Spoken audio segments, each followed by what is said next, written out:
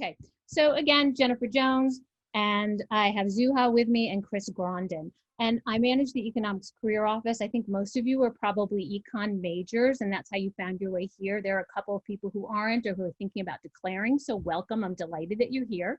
We're going to spend about 55 minutes together talking about the behavioral interview. I'm going to give you some of the research that's behind that and walk you through the process and talk to you about a couple of other types of interviews as well. So interviews are, are weird because they are engineered. They are socially engineered situations that we would never be in otherwise. And that's why they can feel a little bit awkward. What I want everyone to remember is that through the interview process, you are also the interviewer, okay? You are interviewing employers. This is a two-way street. So today we're going to talk a little bit about why employers interview you, what the competencies are that they're looking for, and how you can determine what those competencies are from a job description. Okay, these are often going to be interpersonal skills or technical skills. I'm going to give you an explanation of the behavioral interview. We will analyze a job description together. So I'm going to post a job description here in this workshop, and we're going to talk through what you think employers are interviewing for specifically. We're going to do our mock with Chris. If there's time, we're going to do a little bit of practice. Zuha is going to keep me informed about whether we have time to do the practice. I'd love to send everybody to a breakout room to practice 1 or 2 questions with a partner. I'm going to give you some final tips, and then we'll answer your questions. If you have questions along the way, please feel free to send them in the chat. It is possible that I won't notice them as we go, so I'll circle back to them at the end. If anything comes through in the chat that Zuha thinks that I need to attend to right away, she's going to text me outside the screen. But I think that we can probably get through most of this without questions until the end. Okay, so a little bit about what the behavioral interview is doing. It's very similar to the SAT and the ACT. Employers are looking at your past behavior to help determine or predict what your future performance is going to be like. Employers want to know if you can do the job, right? If you have the skills, the acumen, and the ability, and if you will do the job, and if you will do the job, will you do it successfully? And often that's dependent upon motivation, curiosity, if you work well with others, and then they want to know if they like you. So how can they determine all of that? Some of that's going to be technical assessment, right? You might get a spreadsheet from an employer and they ask you to tell them what you see as far as the data on the page. You might have a case interview, which is a business problem, and that can really assess technical skills. But motivation, adaptability, teamwork, that can come out through a behavioral interview. Some of the other assessments employers might use to measure personality might be, you might receive, if you receive an interview, a Pymetrics assessment. That's going to be a personality assessment. Generally takes 30 minutes to figure that out. That is all added as part of the package to measure whether or not you'd be a good fit for the role. Okay. Through the behavioral interview, an employer may determine that you're not the right fit for a certain role, but you might be a good fit for another role. So there's a lot of information that they're gathering. It costs a lot of money to interview people for jobs. This may be something that you haven't thought of. Some of you may be aware of this if you have friends in HR or family members, but it can cost between $10,000 and $15,000 per hire when an employer brings somebody on. So if they bring you on and you leave after a month or 3 months, they've spent a lot of money on candidates, on bringing in new talent. So they want to use a process that seems to have results. So the behavioral interview was created in the 70s by industrial psychologists, and a resume-based interview approach through research has shown effectiveness at about 10%.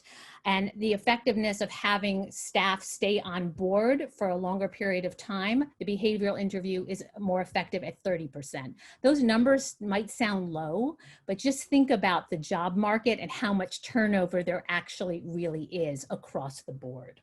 According to research conducted by the New York Times and our professional association, which is the National Association of Colleges and Employers, employers are looking for certain competencies. So what are those competencies? The top employer competencies, and I want you to take a look at this chart, okay? From 2019, critical thinking and problem solving for entry-level students. Entry-level grads. Teamwork and collaboration, 4.48. This is out of a scale of 1 to 5, how important this is for employers. Professionalism and work ethic, 4.41. Oral, written, and communications, 4.3. And digital technology, leadership, and career management, global multicultural fluency. Those are all the top competencies that employers are looking for.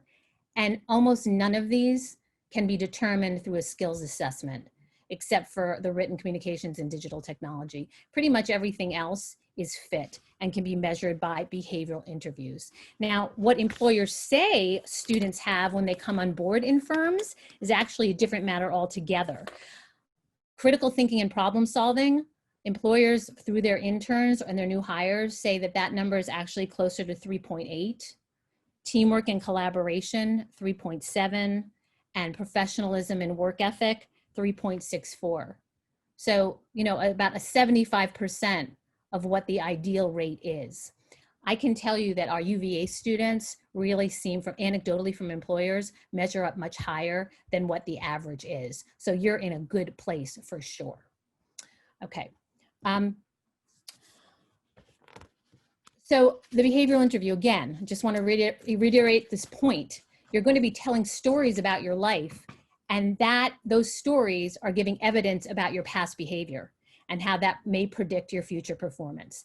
Each question is meant to measure something. It's meant to measure a competency. And your technical skills are being measured in other ways. Each question is an opportunity for you to highlight why you're the best candidate. Like every single question is an opportunity. And I'd like you to walk away from this session really believing that each question is not meant to trip you up. Each question is meant for you to highlight how you are a good fit for the role. Okay. So how can you determine what the interview questions might be? Well, I'm going to give you some because there are some that are very typical that probably you've heard of before, like tell me about a time. That's a typical type of behavioral interview question. But an easy way to do it is to also analyze the job description for competencies.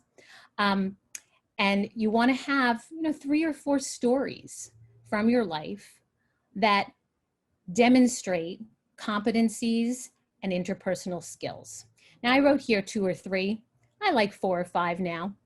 Now that we're here all together, but 2 or 3 probably would suffice. Okay, so here are some questions that you might be asked. Tell me about yourself. Give me an example of a time how you worked on a team, a time you persuaded somebody to do something, or a time you worked with data. Tell me about a time you worked effectively under pressure, you made a mistake or failed, or you dove into a new task. Each one is asking for a competency, and I'm going to tell you what some of these are. Give me an example of how you worked on a team. In the chat, why don't you tell me what competency or skill or trait you think that employers are looking for here? And I'm going to actually look at my chat. So throw into the chat what you think.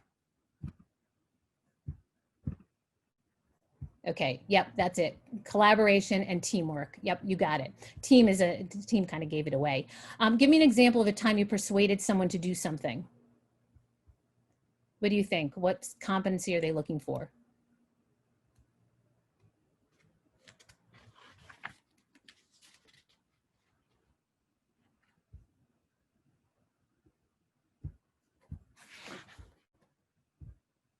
I lost my mouse.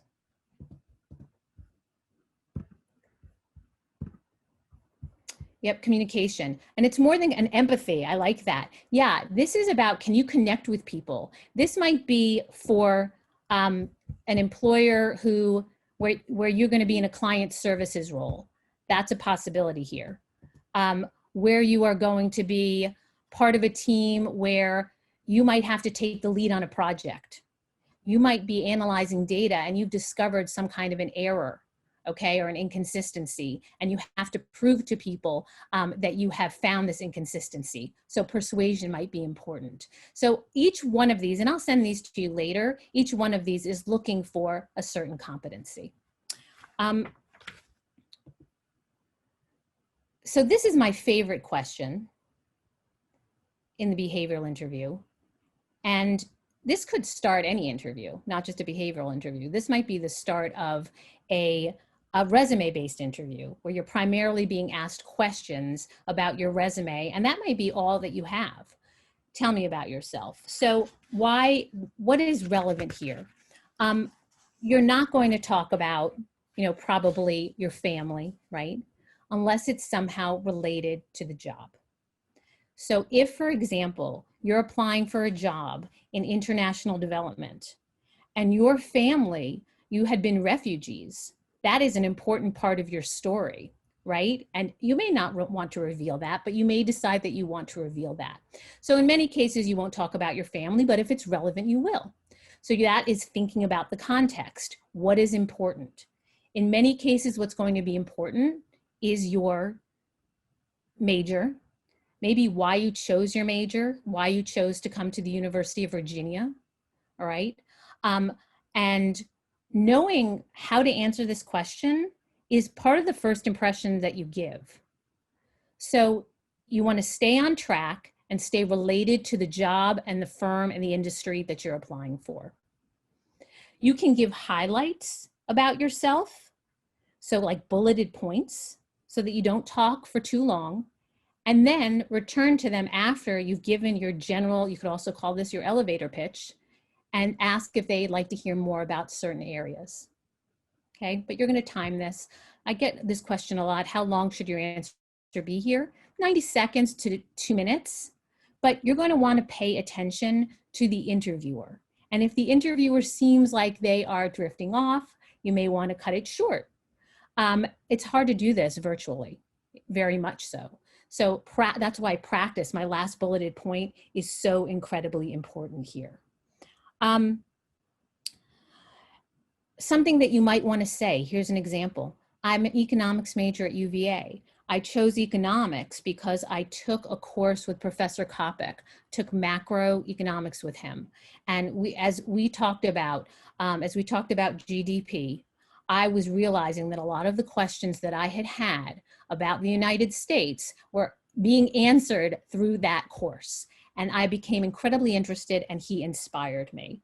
As a result, I took a course with another professor, Professor Doyle, and became interested in the Federal Reserve and joined the Federal Reserve Challenge Team for the University of Virginia, right? That's relevant, and that's how you might start. Then you might talk about your CIOs that you're involved with and the types of roles that you've had in those CIOs.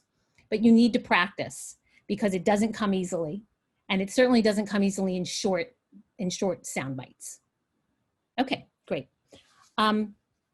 So what was my structure that I just shared with you? I didn't just come up with that at the top of my head. This is actually a formula you may have heard before. It's called STAR. Many people have one R at the end. I have two. Situation, task, actions, result, and reflections. So the situation is your backstory, right? The who, the what, the where, and the when. And your response would be, something like this. When I was working as an intern at Hack-Seville this summer, and you're going to describe what Hack-Seville is because an employer might know what it was. There was a situation where I had to design a brand new web page in less than 5 hours, right? So this might have been the question. I'll back up a little bit. Tell me about a time that you had to innovate something. Could be a question. Tell me about a time you had to learn something with very little information, or you had to learn something from scratch. Either one of those you could draw from this example. So I had to design a brand new web page in less than 5 hours. Why is this good? This is very much related to the question that they asked. So the task portion of the STAR interview stems from the previous question. So what was my exact part to play in this situation? What was my assigned role? And how was I able to turn this situation into an opportunity? So you might say, on the project, I was assigned web design. I saw this as an opportunity to create, eye-catching content for this firm we were consulting with. The only problem was I did not know how to create a website yet. So your task is to create the website. So what actions come next? So now we would walk through the actions that you took. The actions that I took is that I went on to Drupal. Hack-Seville had a Drupal manual, and I taught myself the basics in an hour and a half of designing a website. I went to my manager and showed my manager what I had come up with, asking if I was going in the right direction, because I knew I only had 3.5 hours left to complete this project. And my manager said, yes, I was going in the right direction. So I kept on going. I submitted my final piece on time at 5 p.m. And over the next few weeks, we noticed that our traffic on our site was up by 15–20%. And they're still using that site today, right? So I've got my results right there. Walks you right through it. This is easy enough to work on yourself. It gets trickier to decide which example to use sometimes, but this is the basic structure. Okay, so why do I have reflection on here? Reflection is on here because you may be asked a question such as, tell me about a time you failed at something, right? That's the dreaded question that no one wants to answer. And it can be disguised, tell me about a time you had a conflict with somebody. Tell me about a time something unexpected occurred in a team project. All of those are the same, very similar type of question. And they're often asking you how you reflected on your own behavior, right? How you managed, and this is very much an interpersonal skills question. So how do you reflect on your situation? You can answer those questions honestly, as long as they're, whatever you failed at, you've really already processed, you've moved through it, and you have taken steps so that that situation would not occur again. All right. And that might be a little simplistic, but I'm glad to have follow-up conversations with each of you, either at the end of this conversation or in individual appointments, to determine what might be the right question for you to, the right failure or challenge for you to discuss. And I don't love that question, but something similar is usually asked. Okay. So that's STAR. That's a STAR technique, and you can take that with you for the rest of your lives. Let's talk a little bit about how you can come up with these possible questions from a job description. And then we're going to move into Chris's piece here. So a job description has job responsibilities. It's got keywords on it. Those keywords are tied back to those core competencies. And those core competencies in some job descriptions are called knowledge, skills, and abilities, KSAs. You might see those. You might see PKIs as another code. So we're going to take a look at a job description, and I'm going to let you throw into the chat some of the competencies that you think that the consultant coming into DHL, management consulting, might need to own. What competencies is the employer looking for? Take a minute, read this. I know it's very, very full, so you can skim it, and then just jot some things in the chat, please. And this will give me a chance also to see who's on the screen. Okay, great.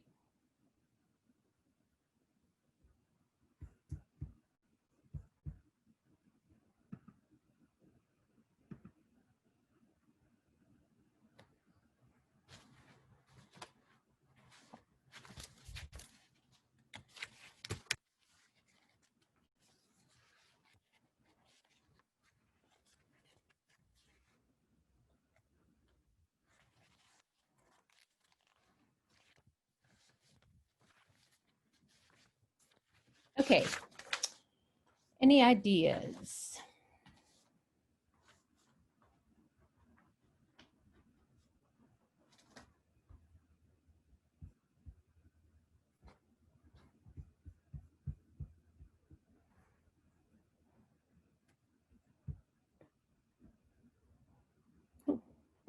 I gave it away.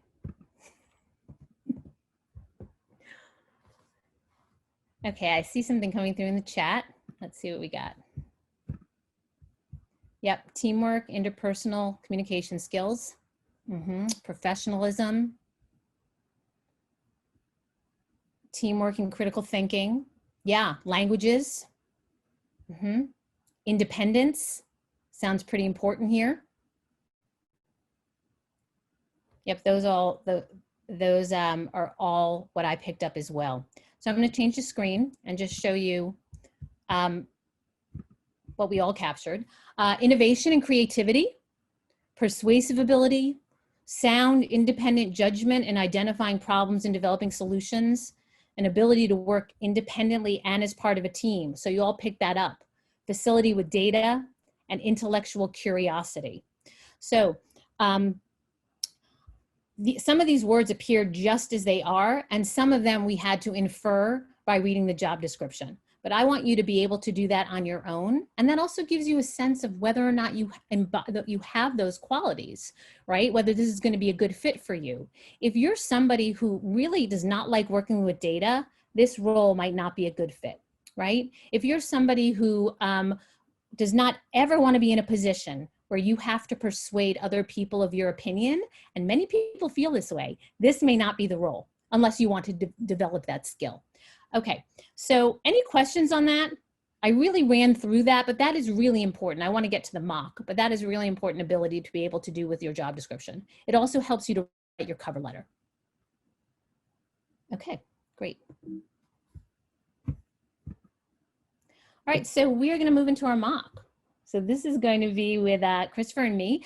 You all are going to get a chance after we run through the mock to respond to some questions I'll ask you, giving some feedback about Christopher, knowing what we've learned now, okay? And he is aware that feedback is coming, but we will also offer it constructively as well. All right, so Christopher is going to be applying for this consulting job that we just looked at. So we all have the same context here. The firm is DHL. What's the industry? Any ideas, team? You can throw it in the chat or feel free to shout it out.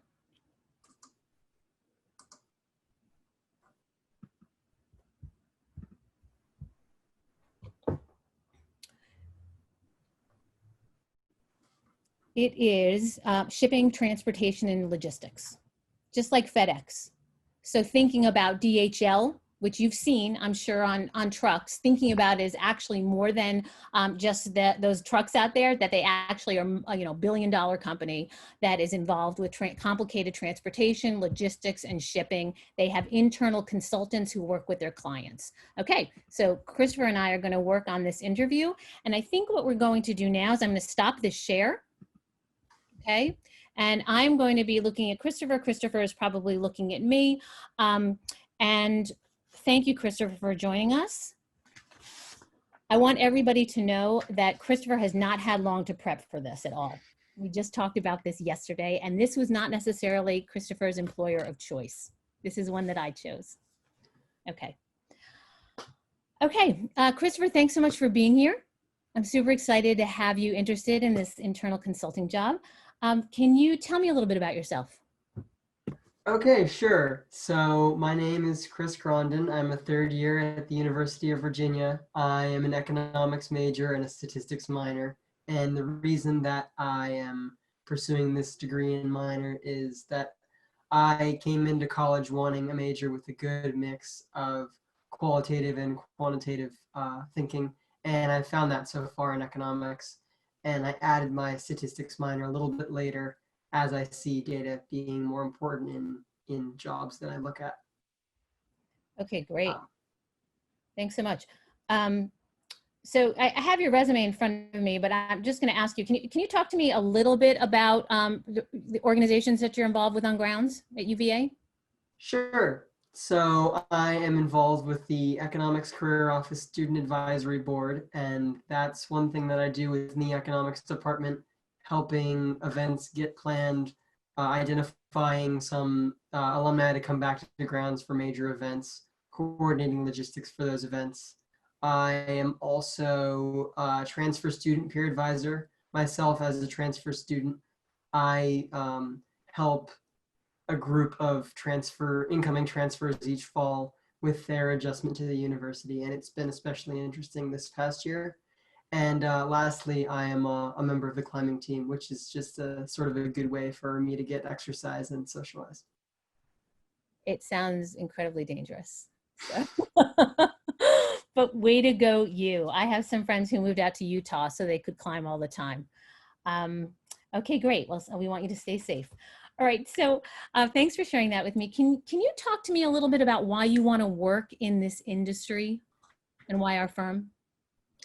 So the reason that I would want to work in the logistics industry is that although it might seem like it's not that interesting, there are a lot of ways that you can apply creative solutions. And it like just with any type of transportation or packaging, the way that you can utilize space is going to be different for every type of product or every different industry.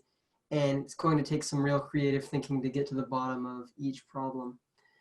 I also like, from what I see in the job description, the level of responsibility that I can get from the outset of my time with DHL, with being provided with career development opportunities and eventually taking control of work streams and managing others, as well as the access that the consulting role provides to senior and executive management.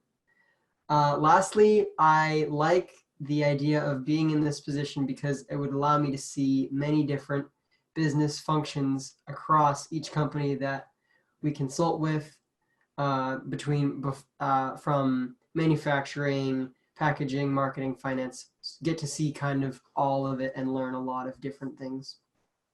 Okay, great. Thank you. I appreciate the depth of that answer. All right, great. So I'm going to ask you a little bit more about you. Can you give me an example of a time that you had to come up with an innovative solution to a problem or create something new? Sure. So over the summer, this is not exactly work related, but kind of is. I saw that my mom was struggling to get a list of realtors. It was a project that she was doing for her work, and she was trying to enter manually realtors and realtors emails for the entire state of Massachusetts. And I just thought there had to be a better way to get this spreadsheet done than to copy and paste hundreds of times.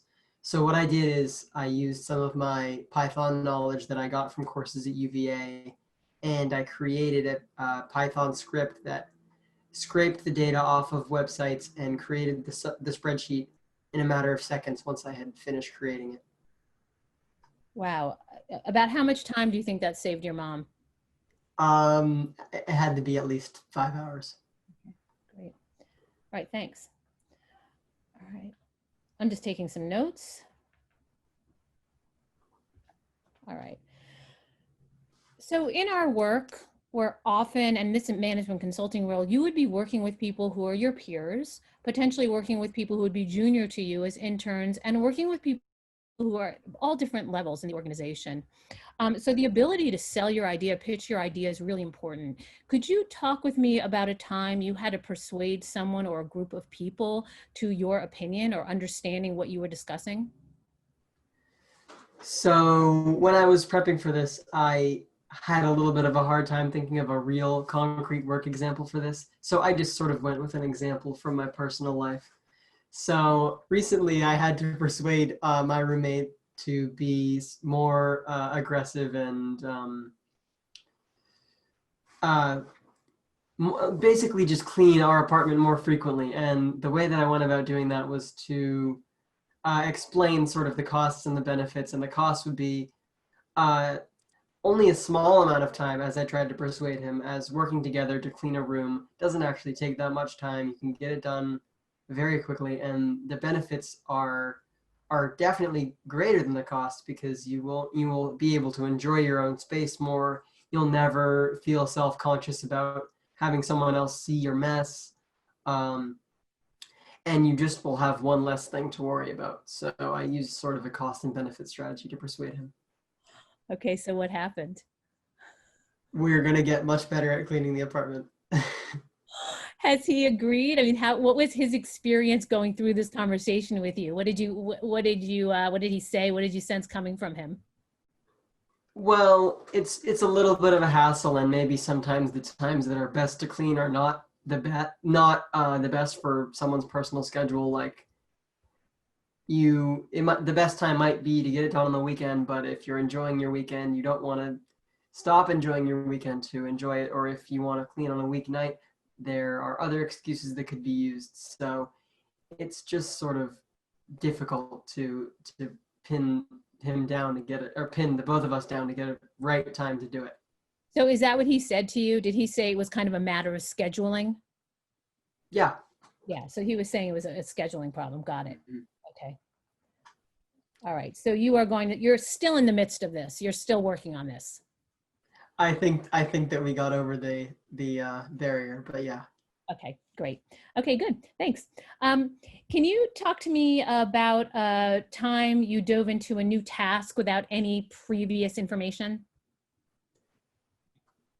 Sure. So the example that I thought of for this question was from my entrepreneurship class last spring, and we were working on a small class venture in a small group. And before coronavirus hit, we had a really great idea that we loved.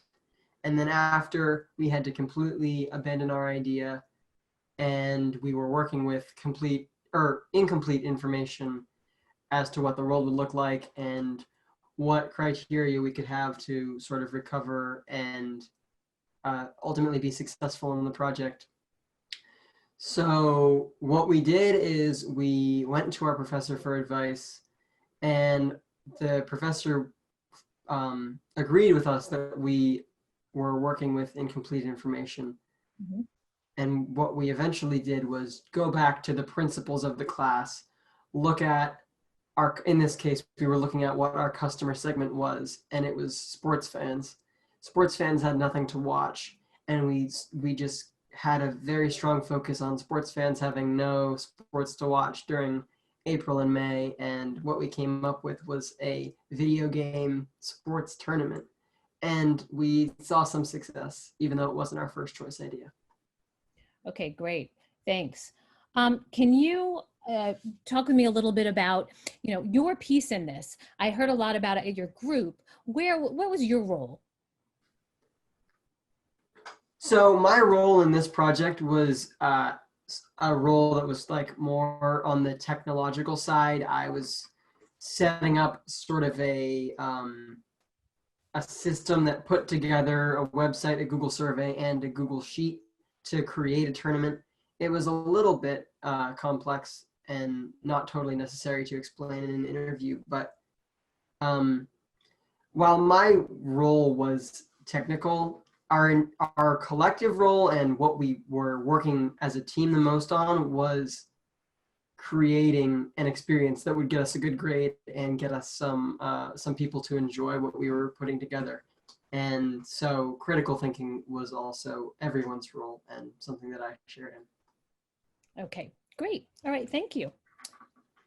All right. Can you tell me about a time someone changed your mind about something? So again, I had a hard time thinking of a professional or school related example. Well, let's skip this question then, okay?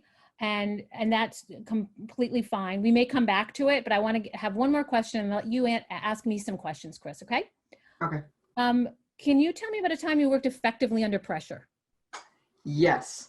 So the best example for this was actually what was going on in my life 1 week ago. I was dealing with, in 1 week, 2 tests, 2 quizzes, and 2 sets of case interviews. And my strategy to deal with this was to plan it out first, not waste any time feeling overwhelmed or feeling sorry for myself for being so busy, plan effectively, and then work my hardest on the thing that needed the most attention. And also important, that something that I always keep in mind, and it's been a successful strategy for me in college, is to not get burned out and to sort of do what a 60 or 90-minute interval of full focus, take some time off, and come back at 100%. Not really. I'm not really a fan of working past a time that I feel like I'm not getting a lot done. And then also, once it was time to take a test or an interview, I shift my focus on to being in the right frame of mind. I feel like cramming is not effective. You have to you have to do as much as you can with a longer amount of time. And once it's time to do the interview, you just have to get in the right state of mind and be yourself and do it. And I feel like that worked out for me. Okay, great. Give me 1 second to write another note.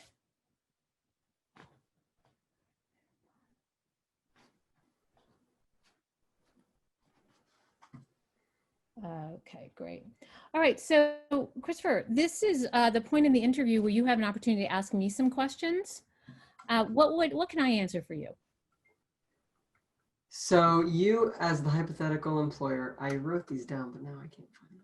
Oh, here we go. Okay, so I would ask the employer for a few examples of successful cases that DHL had completed, just to get an idea of who their clients are, what exactly their consult engagements entail, and sort of what they look for in a successful case.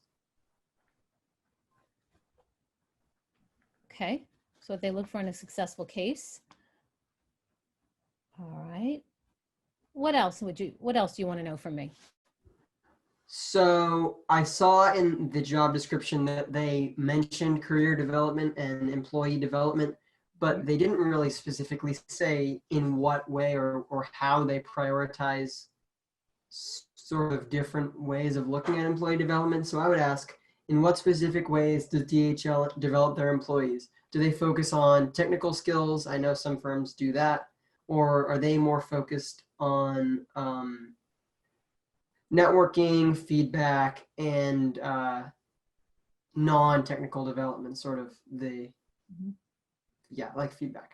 I think that those are great questions, and I'm going to stop the interview now just to say to everybody here, I think it's really important that you were able to get those questions from the job posting and bring them into the interview. So I think that's great. I want to give Christopher a round of applause, and thank you for that. I'm going to throw out one of my reactions here on screen. Thumbs up.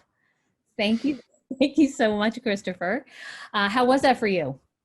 It was good. I think I did pretty good for the having only the morning to prepare. Yeah, and that sometimes happens, y'all. You might get an interview, so you might be told on a Wednesday that you have an interview on Friday. So nice job, Christopher. Thank you. So I'm going to give a little bit of feedback here, and you are welcome, everyone on the line, to send some notes in chat that Christopher can see. Again, I want to mention just be constructive, but Christopher knows that he might get some feedback from his peers here. I'm going to tell you what I thought about each of the questions, and I won't spend too much time on any of them. Yeah, right, Alex Fishman. Love the Python example for sure. Anything else from y'all listening? Okay, feel free to throw those out there. For your first question, when I asked you to tell me about yourself, I liked it, and I'm looking at my notes over here. That's what I'm doing. I like that you shared why you chose econ and why you chose stats. I think that's important for an employer to know and for everyone to think about. Okay, sharing those details. You might have a really interesting story like our hypothetical student before who took a class with Professor Kopic, right? And so we got that information from Christopher. Talking about how important data is. It's why he added on the stats. So that shows that he's paying attention to what's going on in the world of work also. And he lets us know that he has those technical skills. The interviewer may or may not have read his resume. So I think it's really good for him to share that. So I had to prompt him a little bit to get him to tell me more. I think, Christopher, your response was maybe 20 seconds, 30 seconds long, and you can speak for a little bit longer than that. You may have an employer or an interviewer who probes, but you may not, in which case it's a missed opportunity, right? So we want them to know about those leadership experiences that you have with the EcoSab and with transfer student peer advisor, especially for this role, because this is a leadership role, right? And it was very clear that they're looking for people who can lead, who can persuade, who can be part of a team. All right, so we want you to take every opportunity to highlight those important aspects of yourself. So let's look at the second question. An example of a time you persuaded, I'm going to talk about this one, persuaded somebody to do something. So I'm taking these a little bit out of order. So this was interesting, and it's fine that you shared this example. You gave us the context. What I would have wanted a little bit more here is your roommate's response, because then we know what your interpersonal skills are like. But I love that you set this up with cost-benefit analysis. I think that's brilliant. Absolutely.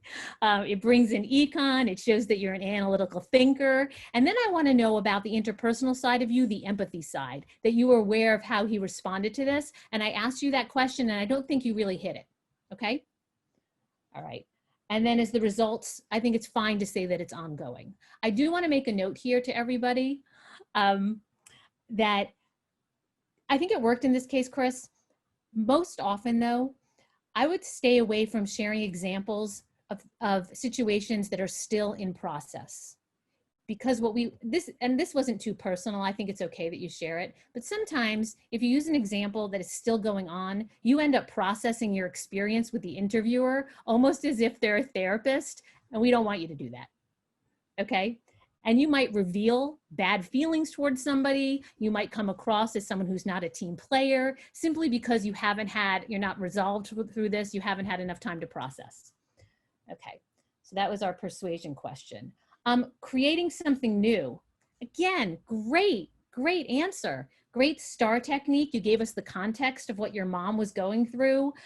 You threw in the Python, as Alex mentioned. You talked about specifically about how you did it by scraping data. And then I asked you how much time you saved your mom. I think you can add that in on your own now. Now you know that giving those kinds of results at the end is probably useful. All right. Let's talk about about our company, why you want to work with this firm. Okay, nice job coming up with that pretty quickly. And really good answer. Only comment, I would say, constructive here, saying, although it may not seem that interesting. Yeah. So keep that out. And then, so we don't need the editorial. You talked about how interesting it can be to talk about utilizing space. What does that show me? You know what my business is. Right? You've done research about what my business is, that you are consulting clients about how to save them time and money, right? How to maximize. If I walked out of this interview with you, I would think, okay, this is a candidate who understands what we do. It was clear through his other answers, not just that one, that he pays attention to efficiency, that he's aware of opportunity cost, that he would be a potential candidate to move forward. So I want to just say that here. Talking about the time you dove into a new task. So this one was a little shakier for me. And I think it's because I really didn't get to hear as much about what you did. And that you gave us the context, the COVID piece, I understood, but not so much about the sports piece of this. We got that maybe 3/4 of the way through. Okay, and then I wanted to know more about your role. And it sounds like that we have a misunderstanding between us about how I actually do think that's really important to this the interview. That I would know that the technological piece is what you're responsible for, and in addition to how you were working with the team. Okay, yeah, I like that you got the team in there, but I also wanted to know what you specifically did. Working under pressure. Again, really good answer, because you showed us that you've come up with a plan to handle it. And I know that when you work for me, you're going to have pressure. There are going to be deadlines that you have to hit. There are going to be conversations that are uncomfortable to have with employees, to have with managers, to have with clients. You showed me how you get through it. You told me about yourself, and I believed you. It was specific enough that I believe that this is your strategy. I like that you said that you do 60 to 90 minutes of interval, work. Again, brilliant, very specific, and I think it probably works, and it works for you. One thing that I think you can improve upon, you said after taking the test, get in the right state of mind. It started to be hypothetical and a testimonial rather than you saying to me, I took the test and here's what I did. Right? So we get more specifics about what your actual process was.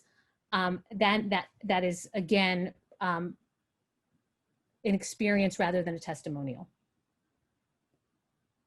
Okay, then your questions. I thought they were great. Again, it demonstrated to me that you know what the work is here, that you are interested in who our clients are, and then the career development also. One thing I want to note to everybody on the line, your questions should indicate that you know the job of the person who's interviewing you. So, as if I'm a human resources person, I'm probably not going to be able to answer questions about cases, right? If I'm a line manager, I could. If I'm another analyst, I could. Right? But as an HR person, the best question for Christopher to ask me is the question about career development. And then he might ask if career development is something that is determined individually with one's manager, or if there's career development opportunities that are pretty standard across the board. So we could go further into that. So I think that's a good question. And I can send you all a list of questions that you would, that you might want to consider asking employers. Another question you can always ask, what do people do after, let's say it's a 2-year rotation program? What comes next? What's the career path or career trajectory? And you could ask that probably of someone in HR, but definitely somebody who is is a manager or in a similar role to yours. Christopher, again, I applaud you. I thought it was a great job. I'm moving you on to the next round. Okay, great. So thanks everybody for your comments about Christopher. I think you did a great job. Let me go back to my screen share here. And at this point, you can start throwing in some questions that you have so we can get to those. And you can feel free to unmute yourselves. I don't think we're going to have time for the practice. If anyone wants to stay on the line though, at 4 o'clock and do some practice, I do have a half hour that we could do that. And whoever's left, we can pair people up. So again, you can throw your questions in now. Here's some final tips. Oh, I think I missed something important. Tips for virtual interviews, because this is a little different, right? And Christopher was casual because I told him that would be fine, right? In your virtual interview, we want you to dress up the way that you would in an in-person interview that's appropriate for the firm. And you can always ask the employer, what is the dress for this interview? If you're in doubt, you can ask me. Most likely, I would say, ask the employer. All right. So you want to clarify with the employer who's going to initiate the call. It's possible they want you to, all right? And we don't want you unsure in the first 10 minutes of what's supposed to be your interview that neither you or the employer is on the line. Test out your technology ahead of time. Create an environment with minimal distractions.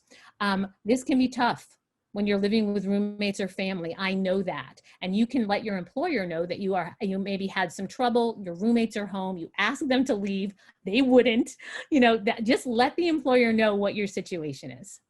Okay, arrive early if you have a virtual interview. If it's going to be at Bryant Hall, it is possible that if you can't find space, they might have something for you there. It's not typical, but it is possible. Have a backup plan in case technology doesn't work. Get the employer's phone number. All right, give them yours. So you might have to continue the interview if it goes out by telephone, the old-fashioned way with your cell phone. So again, we talked about dress. Make sure you look professional. So this one is tough. Look into the camera, but also pay attention to the interviewer. Right? I'm trying to do that right now. I'm looking into the camera at you, but I'm also trying to look at my panel here on the right side of the screen to see everybody. The interviewers are in the same position that you are, but it's really up to you to make sure that you can demonstrate that you are paying attention. Okay. And then be sure that you can get contact information so you can send a thank you. All right. Personal appearance we talked about. Oh, I have a typo there. Bad. bad, Jen. I'm slapping my hand. All right, avoid testimonials in your answers. That means if you say, I'm the kind of person who always follows through on her word, you need to then give an example of that being true. All right, and if you're asked a hypothetical question, tell me about a time where you were working on a tight deadline. I'm sorry, no. How would you respond? How would you respond to a tight deadline coming up? Don't respond in a hypothetical. I would do this. Instead say, aha, I have an example of that very thing occurring. All right. By the end of the interview, know what the next steps are. Should you be calling them? Will they be contacting you? What's happening next? I mentioned this already, choose past situations and not your current issues so that you're not processing them as you go. If you don't have an answer immediately, just say, I need to think about that for a minute. That's fine. And if you really can't think of something, you can ask, do you have another question that you could ask me that might allow me to demonstrate a similar skill or competency that you're looking for? Okay, that's okay. But really take your minute to think of something. You'll probably come up with something. Your nonverbals, right? You don't want to be grooming yourself on the camera, twirling your hair. I have a lot of students who are looking at the camera in our meetings and they're doing their hair, chewing gum, playing with your glasses. Just try to keep your hands in your lap. You can look at your notes if you have notes, and that's fine. Be energetic. It's hard to hold that up for an entire interview. Have relevant questions that you're prepared to ask. All right, that demonstrates that you care about the position. If you don't have any questions, often it comes across as if you didn't do your homework. Now, your questions may all have been answered. And if they were, then you can say that. This was a really thorough interview, a thorough conversation. You've answered all of my questions through our conversation. If anything else comes up, may I contact you? You can say that. Don't forget, you are the interviewer. You are sitting there getting to decide if you want to work for this firm and if you want to work with this person. This person maybe represents what the firm is like, so keep that in mind. All right, I'll send this link to you, or Zuha probably will, with an entire bank of behavioral interview questions. And they're based on competency that the employer might be looking for, such as adaptability, conflict resolution skills. So you'll have that. And then questions. Why don't you feel free to throw any out, or why don't you unmute yourselves? I'd love to hear from you. I've done a lot of talking. And I'm going to stop my share now. Okay, question. When is the appropriate time to ask about technical aspects about the position versus asking about career-related questions? Yeah, so that is something that you can ask at the end of the interview, unless they come up during the interview itself, right? So if you are asked a question, let's say you're in a finance interview and somebody has asked you to do a discount, cash flow, or to explain what an LBO is, you're also welcome to ask other questions about technical aspects of the job. So if you're asked a technical question, you can follow up with more. And if you're concerned that you don't have the technical skills, you can ask an employer about that at the end of the interview. Or you can tell them that you haven't felt that you've gotten a chance to demonstrate your technical skills and you'd like to talk more about those. If I haven't answered your question, Jocelyn, let me know. Let me know through the chat. Anything else?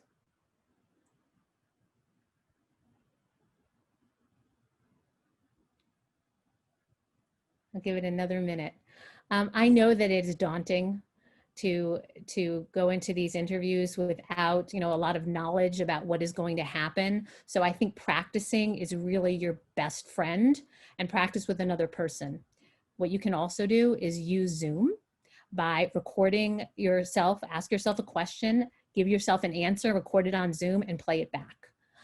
That's a really effective use of Zoom. Also online in Handshake, there's a new module in VMOC, which we use to critique resumes.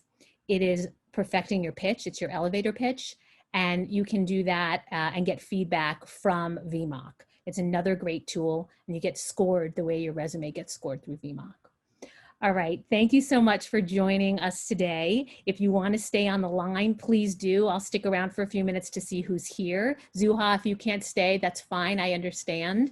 And I thank you all for being here. Christopher, special shout out to you. You are awesome. Thank you, everyone.